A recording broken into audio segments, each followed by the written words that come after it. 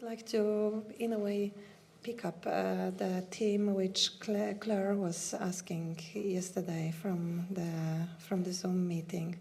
It's a meditation and thinking and being and thinking. You answered beautifully that it can be in a way together, that we can be both in being and in thinking at the same time. Because I come to the moment that I just wonder if I'm able to be in being, because there is thinking all the time. And my question is about those two types of thinking. One is such a big thinking, that I just go away, I'm another place. And so this one is in a way easier to be kind. Okay, try to be kind to myself. It's not my strongest side, but try to bring me back. But then there is this thinking, which is like a sport commentators. You just watch the game, and then there is somebody telling you what happens in the game. And this type of thinking, I have much bigger problem with, because it's such a creepy thing coming. I don't even notice. It's kind of telling me, oh yes, now you are in being, but I cannot be in being and having those comments. So it's I just don't know what to do with these small commentators, and I just wonder if I manage to be in being at all, since I think all the time.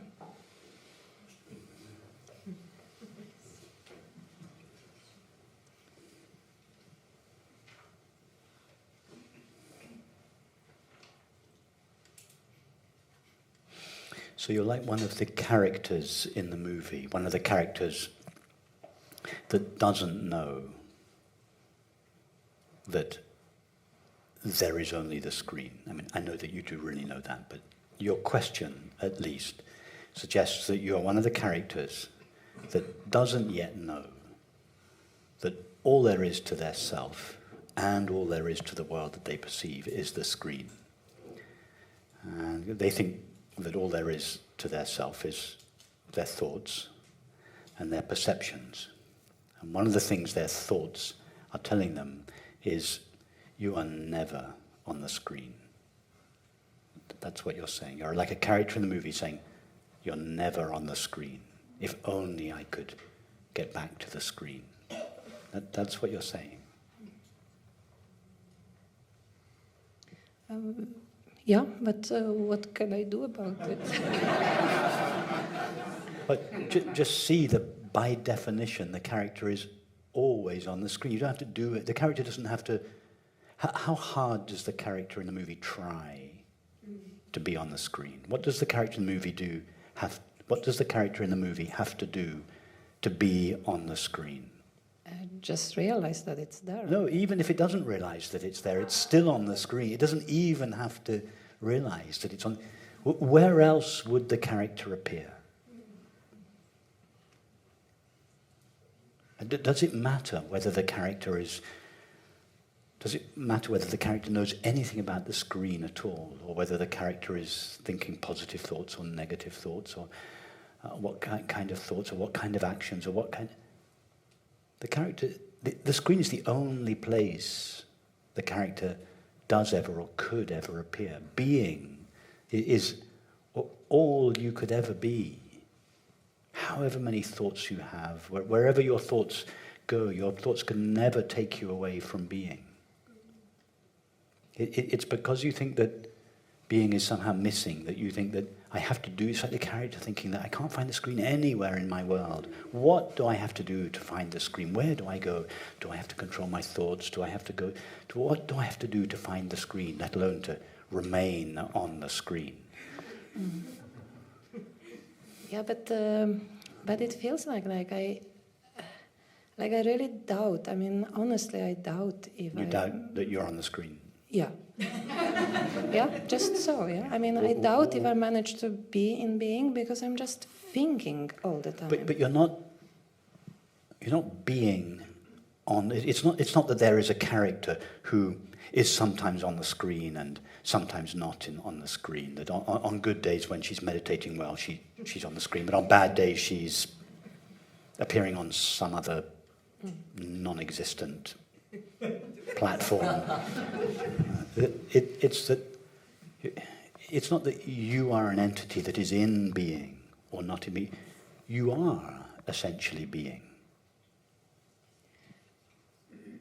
I hear what you say, but I don't experience that. When you say, I hear what you say, tell us about I.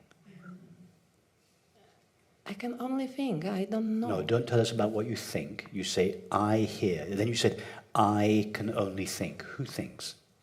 Yeah, I think. Tell us about I. Not what it does. Thinking and hearing are activities that I do from time to time. Tell us about I. My thinking tells me the correct No, answer is I am, but it's not my experience. Don't tell us what your thoughts tell you about I. I want to know about your experience of I now. You said I hear, I think, I can't do this, I always do. You've used the word I like 20 times in the last 5 minutes. What are you referring to? Me. Tell us about me.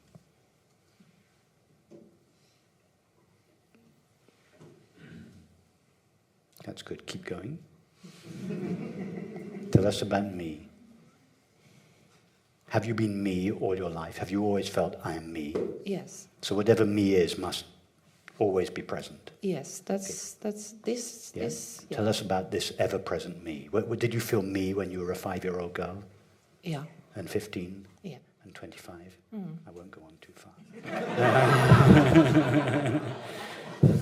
Okay, tell us about this me that runs throughout your life. Is the me that you felt you were when you were a 5-year-old girl different from the me that you feel you are now? Yes and no. Well, Yeah. I want to know about the no part of the answer.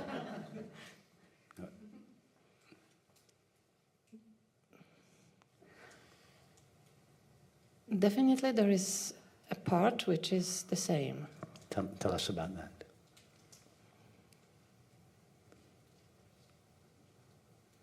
Don't know. Keep going.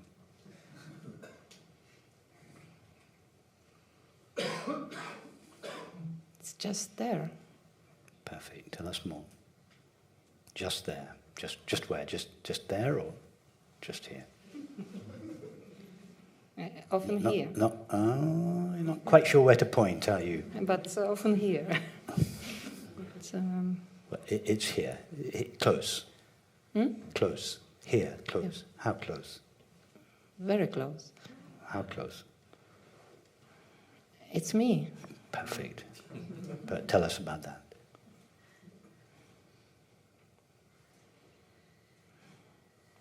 Have you ever not been me? No. Okay. Tell us more about. That's good. Tell us more about me.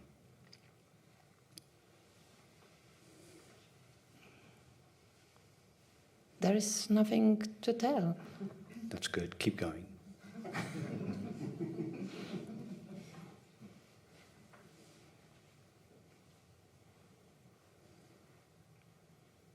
Yeah, it's I am me, and that's. I am me. Perfect. I am always I. Perfect.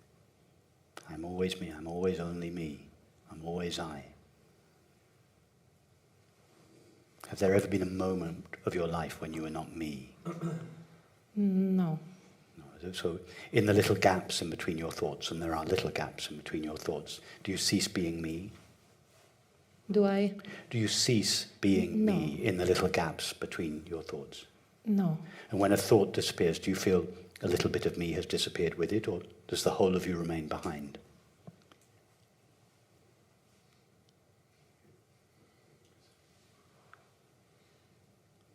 I don't know. No, you do know. Look closer.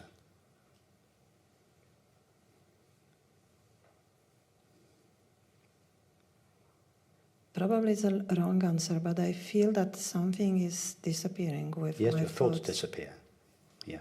do you disappear? Or do you remain behind, complete, whole?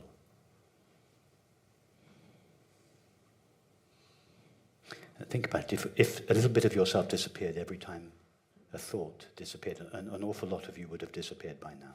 Yeah, that's... this I get, yeah, absolutely. But you feel that you are always completely yourself. You're not just... It's not just a part of you that's left over. You feel the whole of yourself. You're always me. Yeah. So your thoughts aren't what you essentially are. They come to you, they stay around, then they go. Maybe they come quite quickly, and maybe lots of them come, but you always remain. Mm-hmm. Your thoughts come and go. Your feelings come and go. Yeah. Your sensations come and go. Your perceptions come and go. So these can't qualify as me, because you've already said me is ever present. Yeah, I know that I contradict myself by feeling that actually that the thoughts are so very me. No, we've already discovered that if the thoughts were you, then when a thought disappeared, then a little bit of you would go with it. And by now an awful lot of you would have disappeared. But that's not your experience. But if I'm infinite, then if the infinite loses a little, then it's still infinite. Don't go into theory about whether you're infinite or not. I'm just trying to take you to your being. Mm. To show that you are not an entity that is sometimes in being and sometimes not in being. That when you're not thinking, you are in being, and when you are thinking, you're not in being. Because that's what you believe. I'm trying to show you that your being is what you are. It's not something that you are sometimes in and sometimes not in. That you are just always being. You're not always thinking. You're not always feeling. You're not always sensing. You're not always perceiving. You're not always acting. You're not always relating. These are all things that you do, or things that are added to you. But you are always, as you said, I am always me. That's beautiful. I am always I. That it's what you are. Being is what you are. You can't become it. You don't cease being it when you start thinking. I think the problem is that I don't start thinking because I think all the time. No, and there are no problems. Hmm? There are no problems. You said you thought what the problem is. Yeah, that there are no problems. There's no problem for being. You're always being. Nothing is problematic. It's like saying something takes place in a movie and it's a problem for the screen. That the screen never says there is a problem. Mm. There's too much action going on in the movie. The guy killed or somebody died, or so. The screen never says, "Oh, there's a problem. I've ceased being the screen." Yeah. Because that's what you're saying. There's a problem. So when there's too many thoughts, I cease being. So do I have to? You don't have to do anything. Yeah, but do I have too strong wish to kind of relax you don't have to do from anything. those things? You don't have to do anything. Apart from see that you are always essentially being. But you've already seen that. You've already said very clearly, yes, I am always me. Yeah, but I would like to have a little bit less thinking. I would like to have some gaps in between thinking, and I don't manage. If you want to have less thinking, you have to go to, I don't know, a thinking coach or a therapist. I don't know, because we're not about having less thinking here. It's not my less thinking. It's not my speciality.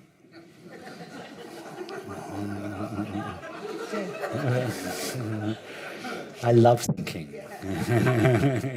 You should have realized that by now.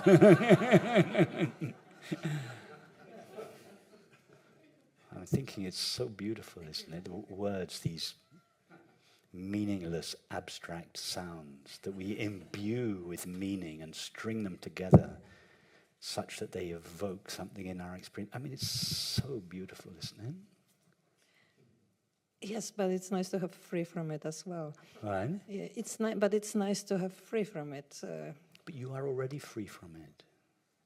I don't. The screen never says, "Oh, this movie's been going on so long, I want to free myself from it." No, it's never subject to it in the first place. And your being is already free from it. Just give your thinking a break. Give it a break. Leave it alone. This is exactly what I don't manage. I don't manage to give my thinking a break. But when I say leave it alone, you have to see that. You have to see that the being already, even to say leave it alone, is to say too much, because the screen doesn't need to be told to leave the movie alone. It's not bothered by it in the first place. So that's why this is more a part of recognition rather than doing. Just see that you are already free of your thoughts. Just let your thoughts be. Just let them be what they are. Stop having a project to stop your thoughts. It's just causing you so much distress. Just let your thoughts be. If you leave them alone, they will leave you alone. But the more of an agenda you have with them, the more they'll fight back. Just leave them alone. Thank you. I will try that.